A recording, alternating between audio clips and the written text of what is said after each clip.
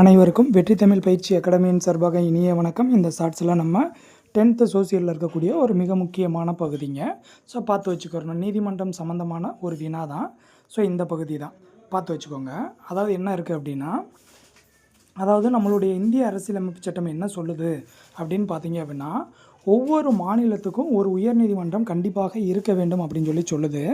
But எல்லா மாநிலங்களையும் நம்மளால் என்ன பண்ண முடியலை, உயர்நீதிமன்றத்தை நிறுவ முடியலை. ஸோ அதனால் என்ன பண்ணுறாங்க அப்படின்னா, நாடாளுமன்றத்துக்கு ஒரு அதிகாரம் வழங்குறாங்க. ஸோ அது எந்த சட்டத்திருத்தத்தின்படி, இதுதான் கேள்வி. அப்போ 1956 7வது சட்டத்திருத்தம் என்ன சொல்லுது அப்படின்னா, 2 அல்லது அதற்கு மேற்பட்ட மாநிலங்களுக்கு, மாநிலங்களாக இருக்கலாம் இல்லாட்டி யூனியன் பிரதேசங்களுக்கு என்னதுங்க, ஒரு பொதுவான உயர்நீதிமன்றம் இருக்கும் அப்படின்னு சொல்லுது. ஸோ இதுதான் உங்களுக்கு கேள்வி. 2 அல்லது அதற்கு மேற்பட்ட மாநிலங்கள், யூனியன் பிரதேசங்களுக்கென்று ஒரு பொதுவான உயர்நீதிமன்றத்தை நிறுவ நாடாளுமன்றத்துக்கு அதிகாரத்தை வழங்கிய சட்ட திருத்தம் எதுன்னு கேட்பாங்க. ஸோ 1956 7வது சட்ட திருத்தம் 5, 6, 7ன்னு ஞாபகம் வச்சுக்கிறணும். சரியாங்க.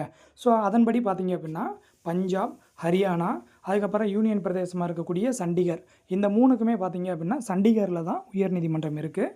அதுக்கப்புறம் பார்த்தீங்க அப்படின்னா வடகிழக்கு மாநிலங்கள் அப்படின்னு சொல்லுவோம். பாருங்கள், கவுஹாத்தியில் இருக்கக்கூடிய உயர்நீதிமன்றம் தான் 4 வடகிழக்கு மாநிலங்களாக இருக்கக்கூடிய அஸ்ஸாம், நாகாலாந்து, மிசோரம், அருணாச்சல பிரதேசம், இது எல்லாத்துக்கும் சேர்ந்து ஒரு பொதுவான நீதிமன்றமாக இருக்குது. ஸோ ரொம்ப முக்கியமானது. ஸோ அப்போ அஸ்ஸாம், நாகாலாந்து, மிசோரம், அருணாச்சல பிரதேசம், இதுக்கு ஒரு பொதுவான உயர்நீதிமன்றம் எங்கே இருக்குது அப்படின்னா கவுஹாத்தியில் இருக்குது.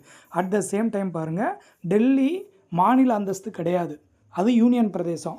இருந்தாலும் கூட டெல்லியில் ஒரு உயர்நீதிமன்றம் இருக்குது. ஸோ மிக முக்கியமான பகுதி, நல்லா பார்த்து வச்சுக்கோங்க.